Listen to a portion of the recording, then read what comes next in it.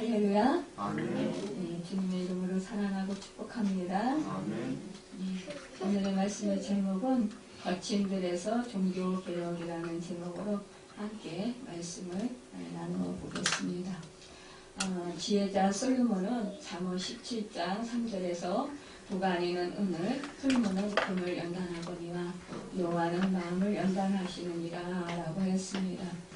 은에서 불순물을 거르는 데는 도가니가 필요하고 금에서 불의를 제거하는 데는 풀무화가 요긴한 것처럼 사람의 마음에서 불의를 뽑아버리는 데는 여호와 하나님이 절실히 요구된다는 말씀입니다.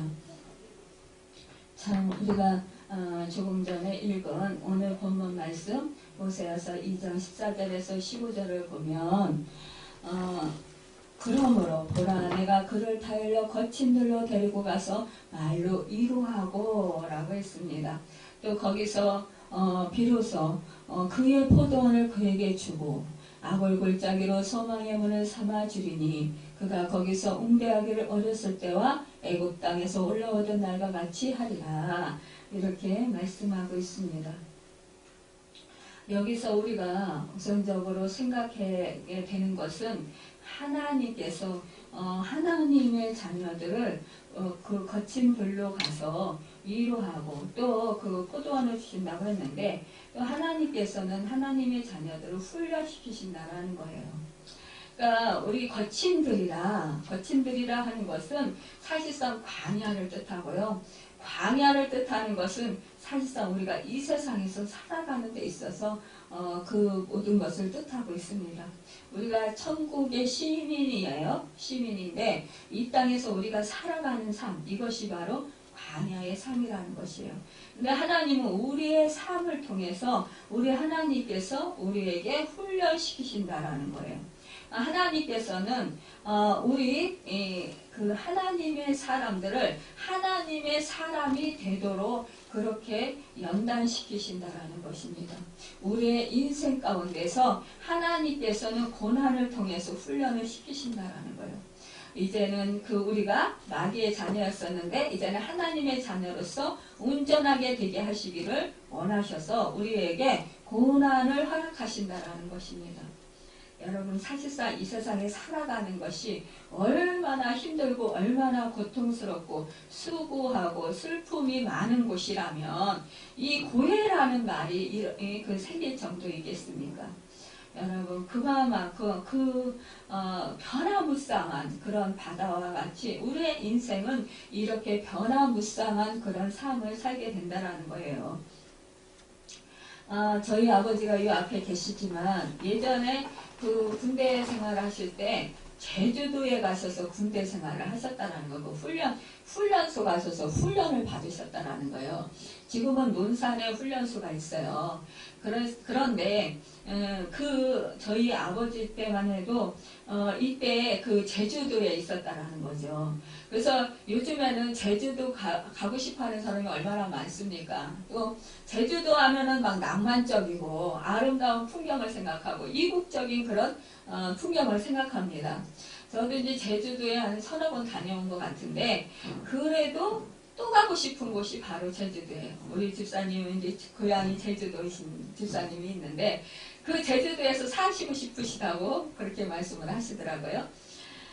그런데 저희 아버지 젊으셨을 때는 그 제주도에서 훈련을 받는데 엄청 힘드셨다라는 거죠.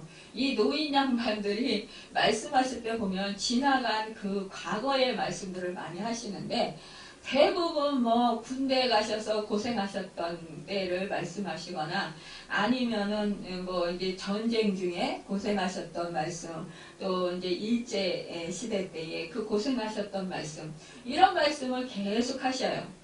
그러니까 그 어르신들이요 그 레파토리가 딱 정해져 있어요. 보면은 그 하시는 말씀이 늘 같은 말씀이에요. 그래 이제 계속해서 저는 이제 저희 아버지와 같이 사니까 듣습니다 이 말씀을. 그런데 참 그때 고생을 이렇게 많이 하셨구나 그러면서 이해도 하지만 또 한편으로는 어떤 때는 매일 들으니까요 식상해요 사실상. 아이고 저 말씀 또 나오네 그러면서 어떤 때는 이제 제가 딴청 피우기도 합니다. 그런데 이때에 제주도의 모슬포라는 곳에서 이제 훈련을 받으셨는데, 이때 이곳이 정말 나무도 없고 허허발판이었다라는 거예요. 바람은 거세고, 정말 그 태양볕은 따가웠다라는 거예요. 그런데 참으로 이때에 여기서 수많은 젊은이들이 이 나라를 위해서 정말 군사로 이제 훈련을 받아서 제대로 된 군사로서 나가기 위해서 그곳에서 훈련을 받았다라는 거예요. 여러분, 우리가 이렇듯 우리는 하나님의 자녀로서 하나님의 군사들이에요. 그러니까 우리는 또한 영적인 훈련을 받아야 되겠죠. 이 젊은이들이 논산훈련소에서 군대에 가서 이렇게 훈련을 받는 과정을 겪지만, 그러나 우리 그리스인들은 이 땅에서 하나님의 백성으로서 온전케 되기 위해서, 또한 그 훈련을 잘 받아서 하나님의 백성으로서 하나님의 또 병사들로서 모든 임무를 잘 감당하기 위해서 우리 하나님께서는 반드시 우리에게 훈련을 시키시는데, 이때 바로 우리에게 내모는 것이 어디냐? 광야라는 것이라는 거예요.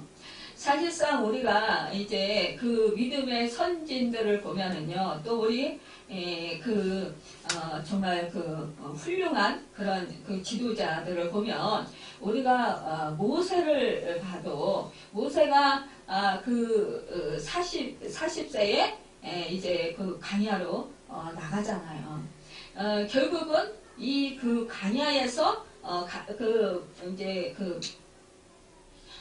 목동이었을 때, 장인 야이로의 양을 칠 때, 그때 가시떨기 나무에서 우리 하나님께서 부르시잖아요.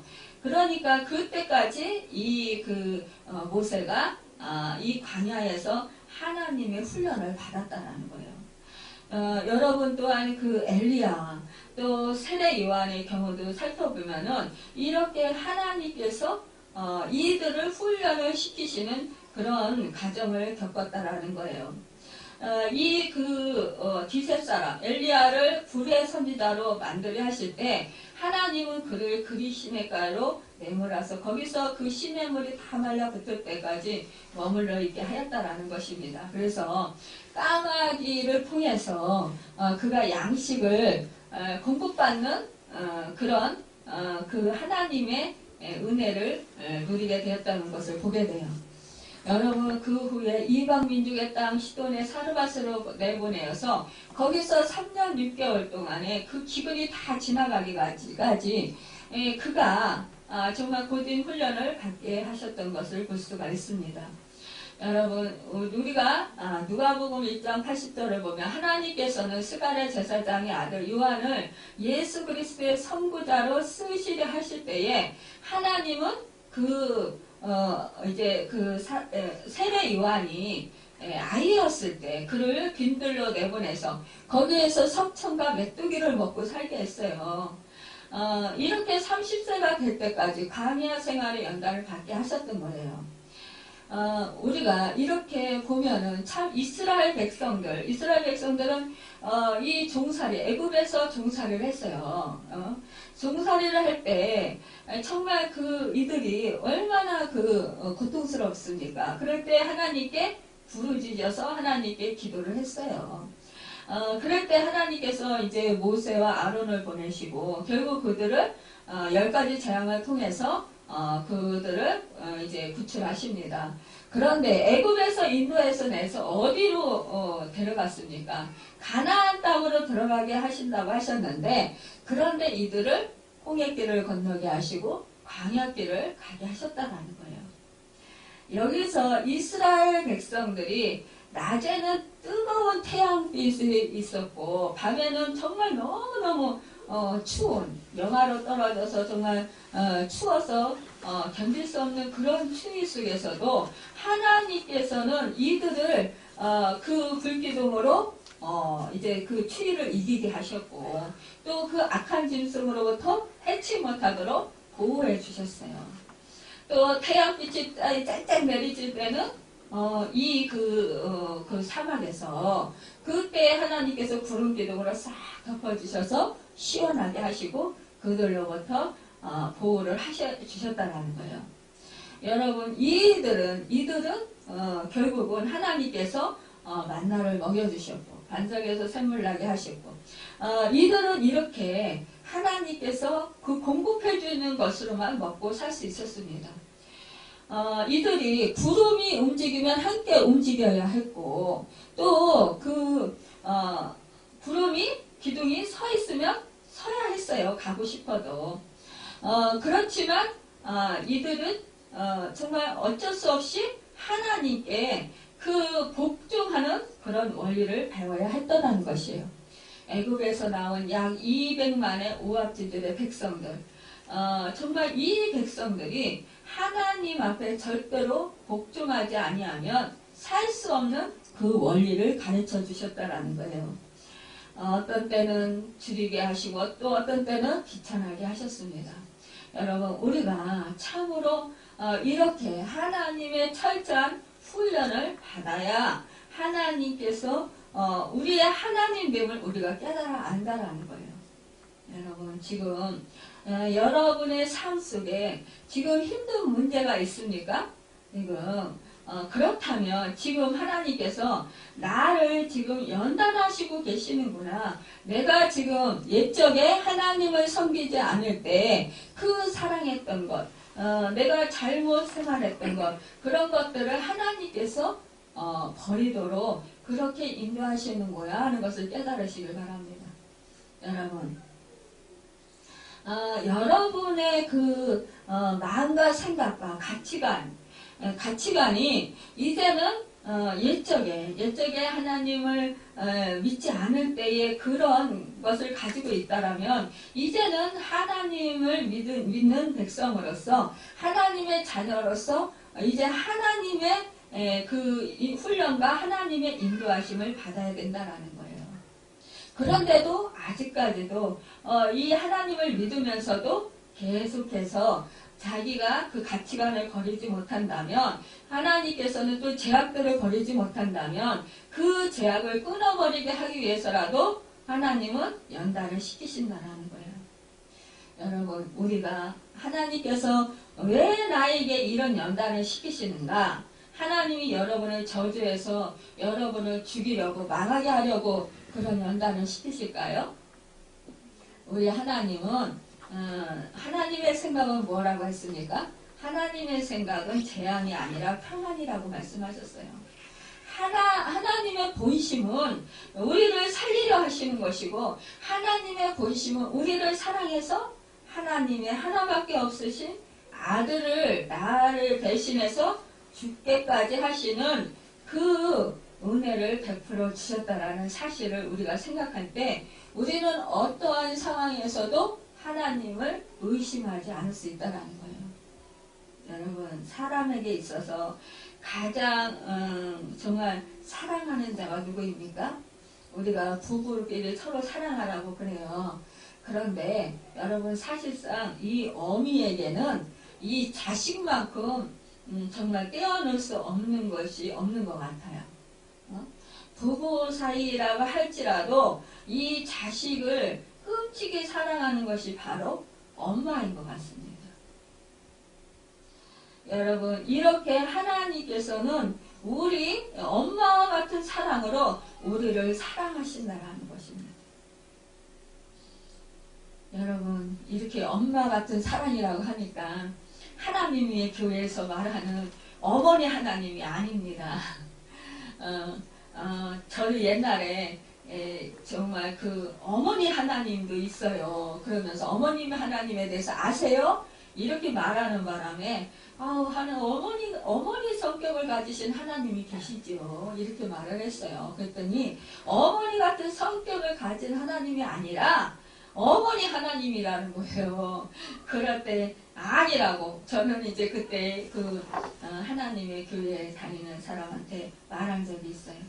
여러분, 하나님 아버지지만 그 아버지가 어머니 같은 그런 사랑을 가지고 계시다는 거예요. 우리 어머니를 왜 우리에게 주신 줄 아십니까? 우리에게 그 어머니의 사랑을 비교해서 우리 하나님의 사랑을 깨달아 알도록 이렇게 우리에게 어머니를 주신 거예요. 우리 하나님은 내가 너를 조성하였고 내가 너를 낳았다 이렇게 말씀하셔요. 내가 너를 태에서부터 알았다 이렇게 말씀하고 계세요. 여러분, 우리 하나님은요, 우리 하나님 아버지는요, 우리의 일거수일투족을 다 하신다라는 거예요. 그리고 우리의 마음 깊은 곳에 있는 상처까지도 다 하신다라는 거예요. 아픔도 다 하시고요. 오히려 나 자신보다도 나를 더 잘 아시는 분, 그분이 바로 하나님이시에요. 하나님 아버지 앞에서는요, 작은 점 같은 그런 것도 하나님 앞에 숨길 수가 없어요. 언제 한번 여러분이 깊이 기도하다가 하나님을 깊이 만나보십시오. 내가 깨닫지 못하고 알지 못하던 나에 대해서요. 어쩜 그렇게 적나라하게 우리 하나님은 잘 아시는지 깜짝 놀랍니다. 그때 진정 나를 발견하게 돼요. 내가 어떤 사람이라는 것, 내가 어떤 존재라는 걸 그때 깊이 발견하게 됩니다. 나 자신에 대해서 내가 지금 잘 아는 것 같지만 너무나 모르고 있어요. 우리 자신은 나만큼 나를 잘 아는 사람은 없을 거야. 이렇게 대부분 말합니다. 그리고 생각해요. 그런데 아니라는 거예요. 나도요, 나 자신을 잘 몰라요. 그래서 내 속에 어떠한 상처가 숨어있는지, 내 속에 어떠한 마음이 숨어있는지, 어떠한 제약들이 숨어있는지 잘 모른다라는 거예요. 여러분, 그래서 우리가 깊이 하나님을 만나야 합니다. 인격적인 하나님을 사모하세요. 그래서 하나님을 깊이 만나서 나 자신을 제대로 볼 줄 알아야 됩니다. 그리할 때 나는 내 자존감이 살아날 수 있어요. 그리할 때 나에 대해서, 나의 정체성에 대해서 정확하게 알고 하나님의 뜻 안에서 내가 나를 바로 세워갈 수가 있는 거예요. 우리는 하나님을 깊이 만나면 잘못되는 것 같이, 마치 나를 빼앗기는 것 같이, 내가 없어지고 마치 주님께 도둑질 당하는 것 같은 그런 마음을 갖게 돼서 두려워합니다. 그런데 아니에요. 그래서 대부분의 많은 사람들이 그래요. 그래, 예수를 믿기는 믿되 깊이 빠지지는 마. 적당히 믿음 생활해. 깊이 빠지면 미친 사람처럼 된다. 이렇게 말씀하시는 것도 있어요. 이런 소리를 듣고 두려워하게 됩니다. 저도 예전에 그랬던 적이 있어요. 하나님을 깊이 만나면 마치 저는 사라지고 저는 없어지고 하나님이 저를 통째로 차지하고서 제가 종로로 타게 될까봐 그것이 두려웠어요. 그런데 그게 아니더라고요. 온전히 하나님을 더 깊이 모시면 모실수록 저의 정체성이 올바로 서게 되고 제가 얼마나 존귀한 자인지 하나님의 어떠한 사랑을 받은 사람인지 더 깊이 깨달아 알게 돼서 자존감이 더욱더 세워지게 된다는 거예요. 그리고 하나님 앞에서 정말로 내가 잘못 살아왔던 것들을 오히려 내 자신이 미워하게 돼요. 그리고 나의 죄악들을 정말로 철저히 회개하게 됩니다. 낱낱이 하나님을 만나면 만날수록 정말 내가 그 밝은 빛에 내 모든 것이 비추어져서 너무 부끄럽고 너무 하나님 앞에 정말 너무나 연약한 존재로 또한 불쌍한 존재로 서 있게 된다는 거예요. 밝아벗은 모습으로 주님 앞에 서 있게 돼요. 그럴 때 얼마나 부끄러운지요. 내 자신을 적나라하게 보면 부끄럽습니다. 그때 하나님 앞에 회개하면서 정말 하나님 안에서 올바로 설 수 있다라면 얼마나 행복할까라고 생각을 합니다. 이렇게 정말 헤아릴 수 없는 수많은 죄들이 많은 이렇게 더럽고 추악한 나 같은 사람을 하나님께서 사랑하시고 끝까지 포기하지 아니하시고 오래 기다리고 노하시기를 더디하시면서 용서하시고 끊임없이 긍휼을 베풀어 주시고 나를 향해서 두 팔 벌리고 계셨다라는 거예요. 기다리고 계셨다라는 거예요. 그 사랑에 감격해서 울면서 하나님 품으로 우리가 그렇게 뛰어 들어가게 됩니다. 안기게 돼요. 여러분, 이와 같이 우리는 이렇게 나 자신이 하나님과 관계가 치유되고 올바른 관계가 되어야 할 것입니다. 이렇게 하나님께서는 이러한 우리를 만드시고자 우리에게 이렇게 연단을 시키신다는 거예요. 우리가 이런 고난이 아니면 하나님을 찾지 않기 때문이라는 것입니다. 내가 잘나서, 내가 지혜로워서, 내가 똑똑해서, 내가 돈을 잘 벌고, 내가 건강하고, 내가 하는 일이 잘 되고, 내가 지혜로워서 공부도 잘하고, 정말로 좋은 직장에 취직하고, 또 남들이 부러워하는 삶을 살게 되었다라고 교만에 빠지게 된다는 거예요. 여러분, 우리는 주님 안에 있을 때 우리는 그때 나 자신을 정확하게 보면서 나에게는 소망이 없었구나. 나에게는 그 어떠한 것도 정말 할 수 있는 것이 없었구나. 그런 것을 깊이 깨달으면서 내가 하나님의 은혜로 이날 이때까지 하나님의 돌보심으로 하나님이 공급해 주시는 그 은혜로 내가 이날 이때까지 살아올 수 있었구나. 내가 하나님을 깨닫지 못하고 알지 못할 때에도 하나님은 여전히 나를 택하시고 사랑하셨구나. 이런 것을 깨달아 알 수 있다는 것입니다. 이 인생 그 강약길에서 이 거친 길에서 우리 하나님께서 이렇게 말씀하십니다. 말로 위로하십니다. 우리 인생들 같으면 본남편들은 하나님을 떠나서 바알신을 섬기던 창녀 같은 이스라엘을 붙들어 놓고 우선 매질하고 징벌했을 것입니다. 그러나 하나님께서는 자비하시고 은혜로우시며 노하기를 더디하시고 인애가 풍부하시기 때문에 매질 대신에 말로 훈계하셨다라는 거예요. 또한 징벌 대신에 친절한 대화로 설득하려 하셨던 것이라는 거예요. 우리 하나님께서 말로 위로하고 거기서 비로소 그의 포도원을 그에게 주고 여러분 포도원을 준다라는 거예요. 포도원은 이스라엘 백성들에게 있어서는 3대 필수품 가운데 하나입니다. 여러분 이렇게 그들에게 풍성한 축복을 준다라는 거예요. 얼마나 고마운 것입니까?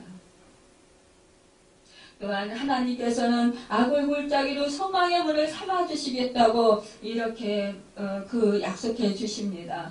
여러분이 다 아시는 바와 같이 악을 골짜기라고 하는 것은 괴로움의 골짜기인 것입니다. 즉 아간이 여리고성 함락 당시에 하나님께 바쳐진 선물을 훔친 죄로 이스라엘 백성이 아이성을 공격할 때 많은 희생을 내게 했던 곳이에요. 이 엄청난 비극의 원인이 누구에게 있는가를 찾아내기 위해서 제비를 뽑았는데 그 제비가 바로 아간에게 떨어졌던 거예요. 아간은 결국 자기의 온 가족과 함께 끌려가서 이스라엘 백성들로부터 이 그 아골 골짜기에서 돌을 맞아서 죽었습니다. 그래서 이들이 돌 무더기 속에 갇히게 되었어요.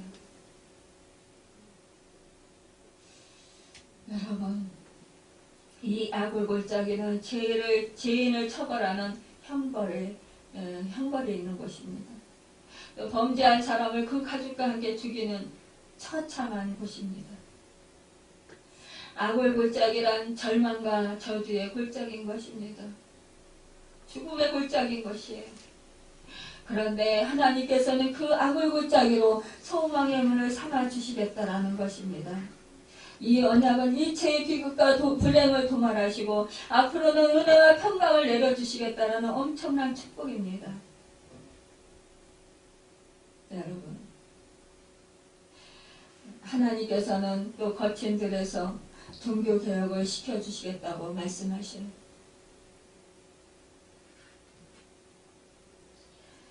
얼마 전에 며칠 앉았습니다. 우리 조수기 씨라는 분이 그 위암으로 이제 3개월밖에 못 산다라는 의사의 선고를 받았습니다.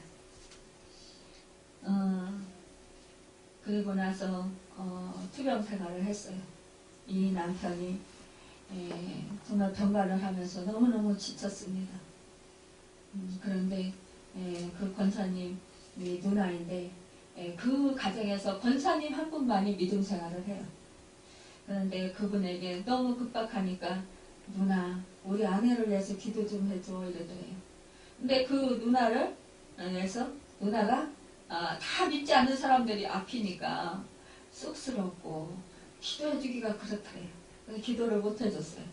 그리고 나서 우리 교회 와서 찬양 같이 하면서 그러면서 기도를 하면서 저희한테 중보기도를 부탁했습니다. 저희는 중보기도를 열심히 했습니다.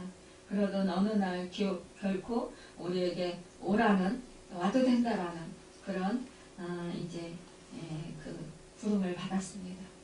우리가 함께 가서 예배를 드려줬습니다. 그런데 그날 참 공교롭게도 하나님께서는요, 제가 진짜 사역을 하면서 처음 있는 일이었어요. 말씀을 준비해 갔는데 그 말씀 준비한 그 곳이 성경 말씀에서 찾는데 안 나와요.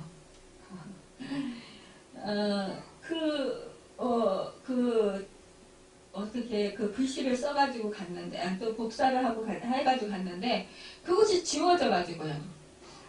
아무리 찾아도 못 찾겠는 거예요. 그런데 그 남편분이, 네 명의 그 사람이 중풍병자의 상을 달아서 그 지붕을 뚫고 내린, 그래서 예수님께서 그의 죄를 사해 주시고 그의 상을 들고 걸어가라 하는 그 말씀 있잖아요.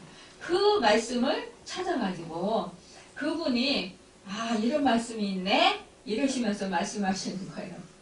하나님이 그 말씀을 우리에게 전하라고 하시나 그래서 그 말씀을 전했어요. 그런데 그 남편분을 제가 이제 영접 기도를 시키시고 그렇게 해서 우리가 함께 중보기도 하면서 정말 보혈의 찬송을 많이 불렀습니다. 그러다 보니까 또 이제 권면의 말씀도 들어야 되고 이제 그 신앙생활 하지 않던 불신자들이었으니까 그 복음의 기초도 모르잖아요. 그러니까 이제 저는 이제 아담의 원죄부터 이렇게 말씀을 드리고 그러다 보니까 시간이 흘렀어요.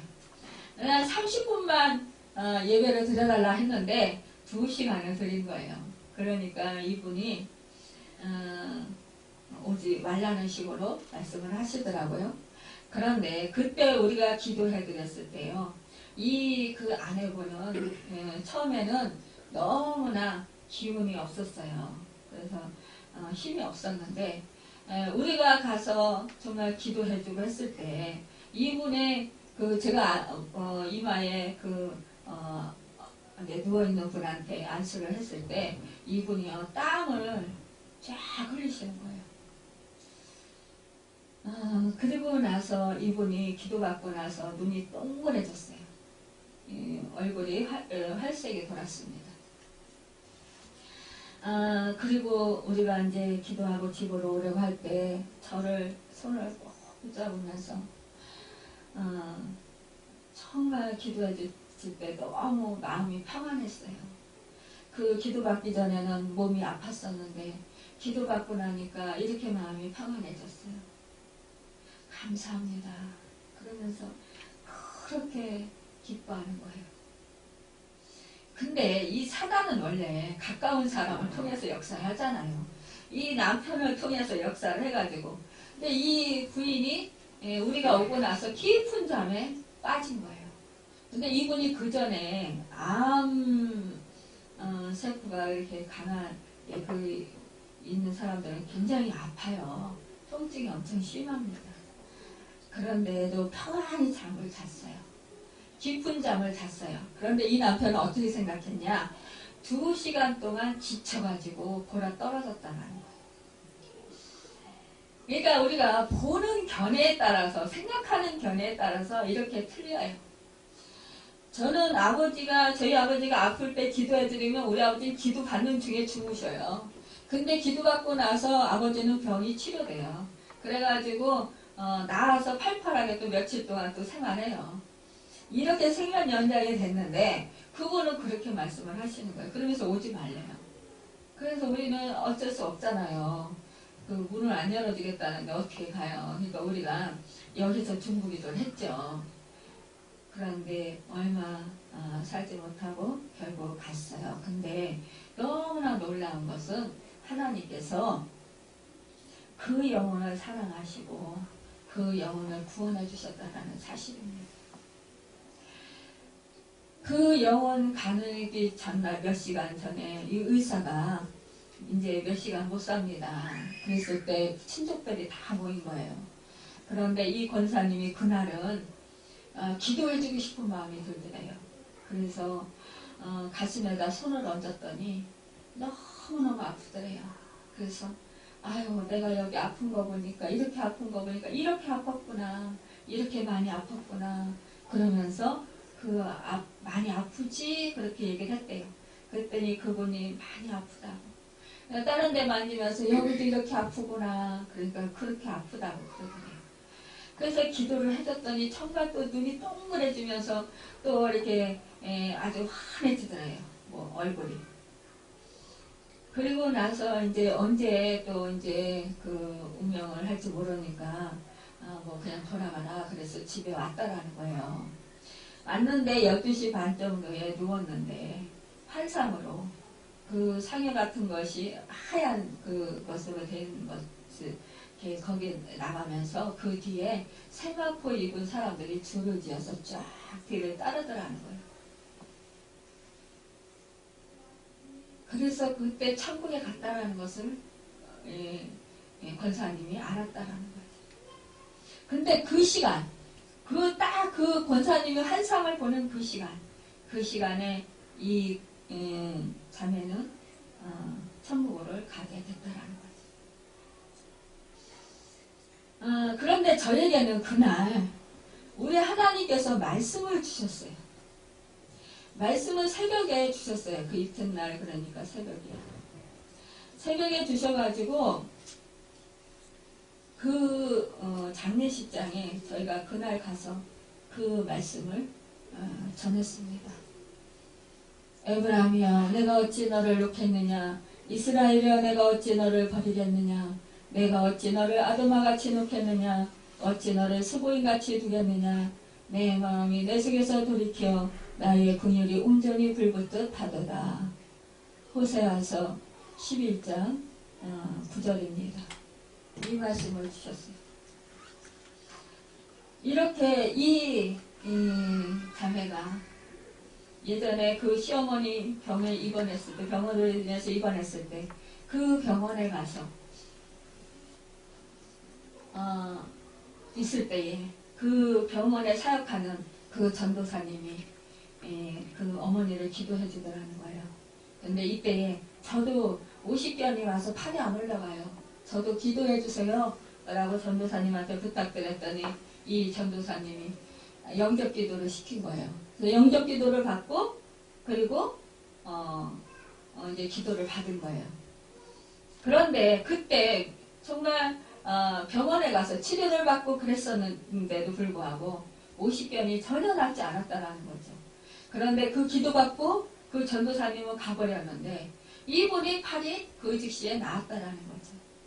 이때 이분이 교회에 나오려고 했을 때 이 남편분이 가로막았어요. 광신자 된다는 거죠. 너 교회 나가면 광신자 된다. 그러니까 나가지 마라. 결국 그 말 듣고 못 나온 거예요.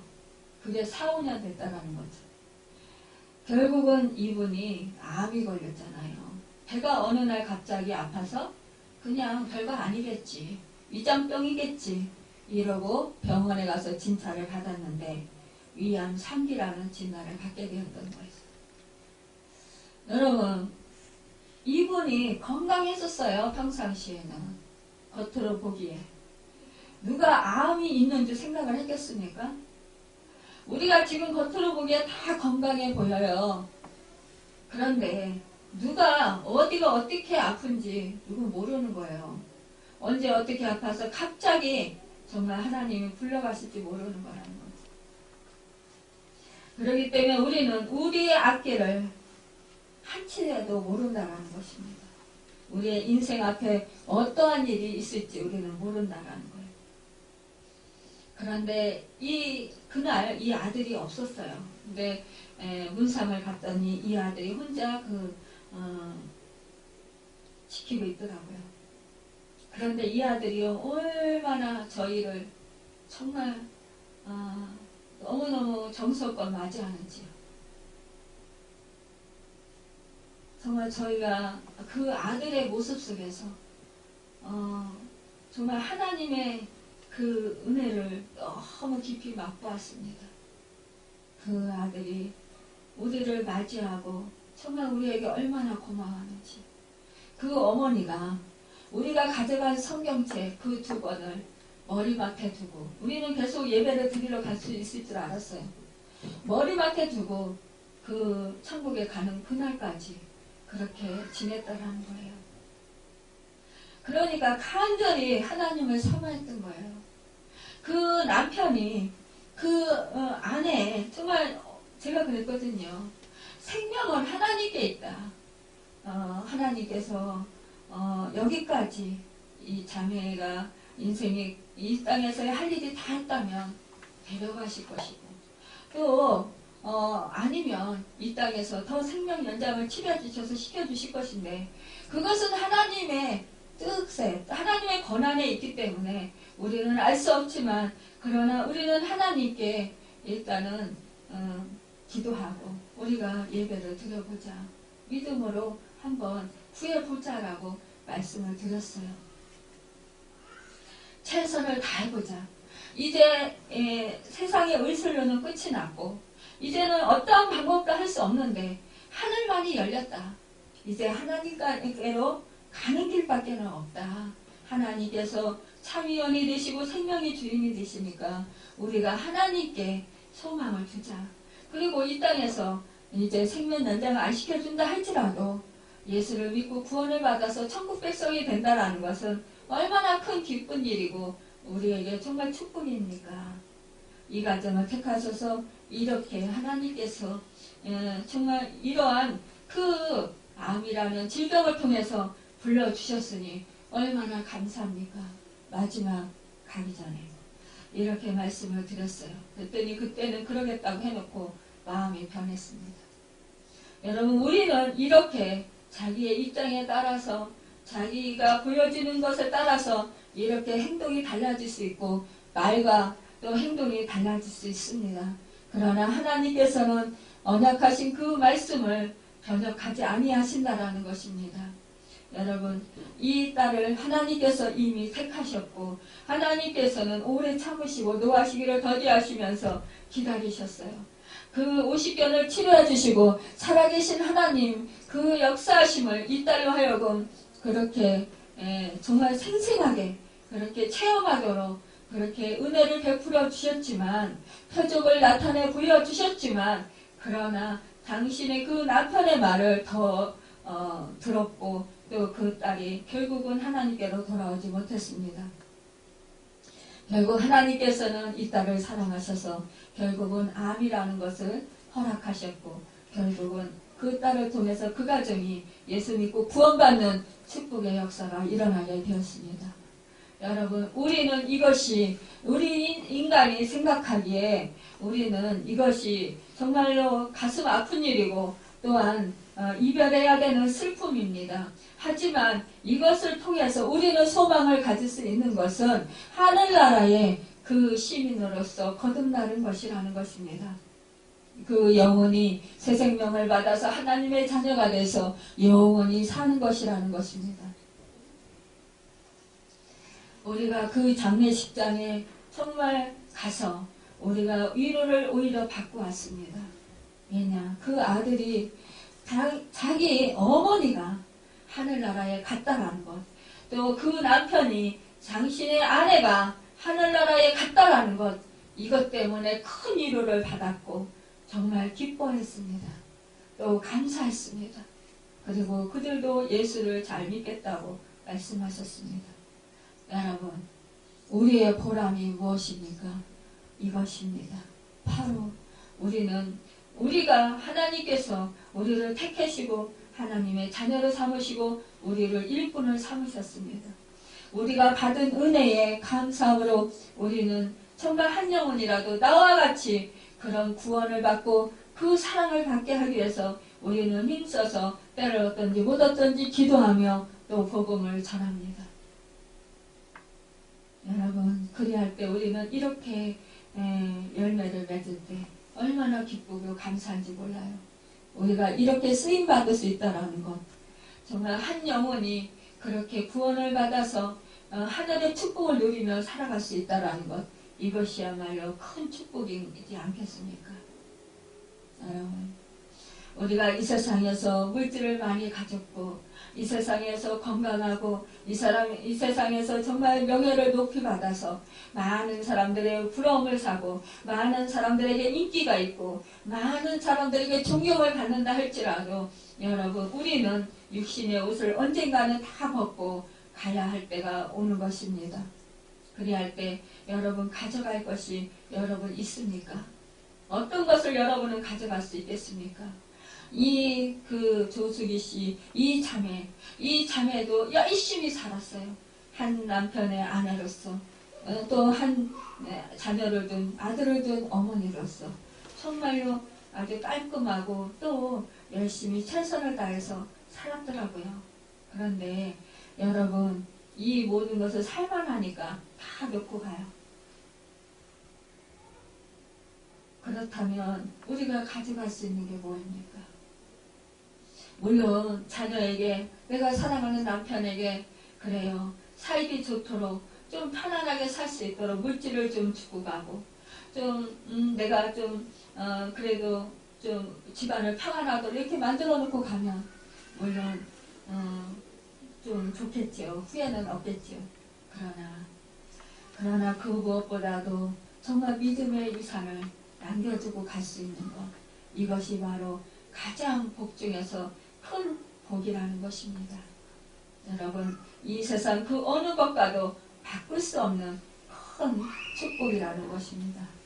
여러분, 우리는 이제 오늘도 정말 주님의 사랑과 능력을 힘입어서 여러분 속에 이제 종교개혁을 영적으로 이루어서 아름다운 포도원을 재배하며 가정적으로는 신앙고백의 일치를 이루고 살아가고 또 주님의 평안을 누리는 가정이 되고 사회적으로는 아골골짜기로 소망의 문을 삼아서 정말로 이 세상에 또 이 민족의 복음화를 통하여서 하나님의 영광을 높이는 여러분과 제가 되기를 바랍니다. 여러분, 날마다 하나님께서 축복하시는 그 은혜를 누리고 이제 우리가 모든 제약들을 버리고 주님 안에서 정말로 새롭게 변화되어서 아름다운 주님의 몸을 이루어가는 여러분과 제가 되기를 예수님의 이름으로 축원합니다. 기도하겠습니다.